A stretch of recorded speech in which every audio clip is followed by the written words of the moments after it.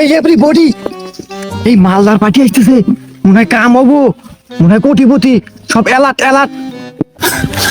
আসলে ভাই কি বলবো, আমরা ভদ্র ফ্যামিলির পোলাপান ভাই, কিন্তু অভাবের কারণে আজ এই পথে নামছি ভাই।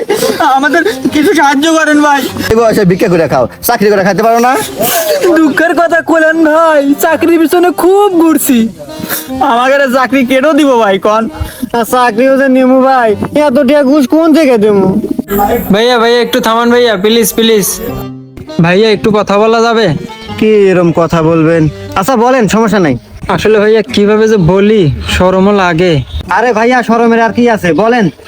আমি আসলে ভদ্র ঘরের সন্তান ভাইয়া, বাড়িতে চাল ডাল নুন মরিচ কিচ্ছু নাই, যদি একটু হেল্প করতে। আচ্ছা ভাইয়া, আপনাকে দেখে তো মনে হচ্ছে ভদ্র ঘরের সন্তান, একদমই স্মার্ট। তো আপনি এই বয়সে ভিক্ষা করে খান কেন? চাকরি বাকরি করে খেতে পারেন না? আসলে ভাইয়া চাকরি করতেও তো বহুত টাকা ঘুষ দেওয়া লাগে, আর মাও তো বাড়িতে অসুস্থ, বাবাও ঘরে পড়ে আছে, তো বাধ্য হয়ে এই পথে আসতে হয়েছে। না, এইসব পোলাপান এখনো ধান্দাবাজি করে খায়, কি আর বলবো তোমাদের, আর কি বলবো। হ্যাঁ, এই নাও, এইসব নাটক করে, এইসব মিথ্যা কথা বলে দিনে কয় টাকায় কামাই করো? করি ভাই, দিনে মোটামুটি 10,000 টাকা। হ্যাঁ, হুমন্দি এতক্ষণে কয় কিরা দিনে 10,000 টাকা কামাই করা? আমি হুমন্দি এতক্ষণ বসতে কি করি? এরপর আমি যোগ দেই। ভাইয়া একটু কথা বলা যাবে? কি কথা বলো? ভাইয়া, আমরা দুজন খুবই ভদ্র ঘরের সন্তান। তাই আমি কি করবো? ভাইয়া উপকারের কথা কইেন না ভাইয়া, আমরা দুজন খুবই অভাবের মধ্যে আছি ভাইয়া। আমাদের চাকরি বাকরি কাজ বাজ কিছু নাই ভাইয়া, আমাদের বাড়িতে খাওয়ার মতো কিছু নাই ভাইয়া, আমরা খুবই অভাবের মধ্যে আছি ভাইয়া, যদি একটু আপনি আমাদের হেল্প করতেন ভাইয়া। ভাই, বন্ডামির দিন আর নাই, আর মানুষ সবাই সচেতন, অতএব ভালো কিছু করে খাও, এখনো সময় আছে, ভালো হয়ে যাও আর ভালো কিছু করো, এসব নাটক মাটক বাদ দাও।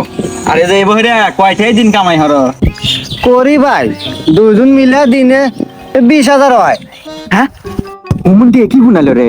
আর আমি হুমুন্দি এখনো কোন দেশে থাকি? ভাই ভাই, ওই যে একজন আসতে, ডাক দেন। ভাইয়া দাঁড়ান, একটু কথা বলবো। তাকে ডাকতে আর তো সাথেই মাল নাই, আর পকেটে কি মাল থাকবো? আরে পুরে দেহে কি তলের খবর জানা যায়, ছায়া দেখে কি হয়।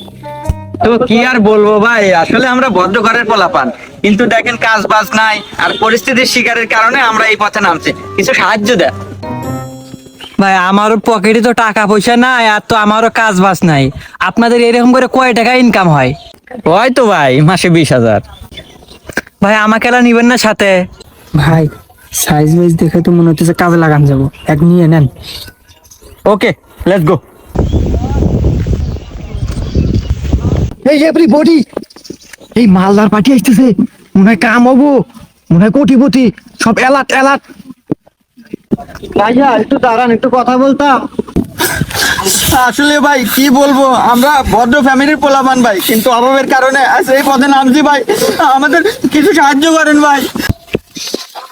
আরে এত সুন্দর সুন্দর পোলাপান, তোমরা সব ইয়াং পোলাপান, এই বয়সে ভিক্ষা করে খাও, চাকরি করে খাইতে পারো না? দুঃখের কথা কইলেন ভাই, চাকরির পিছনে খুব ঘুরছি, আমাকে চাকরি কেটেও দিব ভাই কন।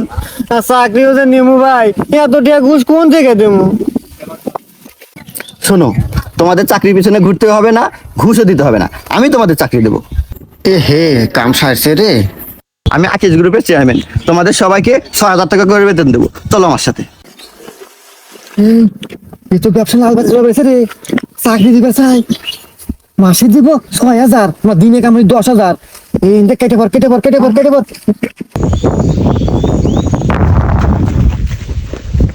এ দাঁড়াও দাঁড়াও, চাকরি নেবে না? দৌড় দে। এই ডিজিটাল যুগে এসে রাস্তাঘাটে চলার পথে অনেক রকমের ফকির দেখা যায়, যাদের কিনা অর্থ সম্পদ থাকা সত্ত্বেও নানান বাহানা দেখিয়ে ভিক্ষা করে। তো এদের জন্য অরিজিনাল যারা দারিদ্র গরিব, তারা ভিক্ষা পাচ্ছে না। তো যাই হোক, রাস্তাঘাটে চলার পথে দান করলে অবশ্যই যাচাই বাছাই করে নেবেন।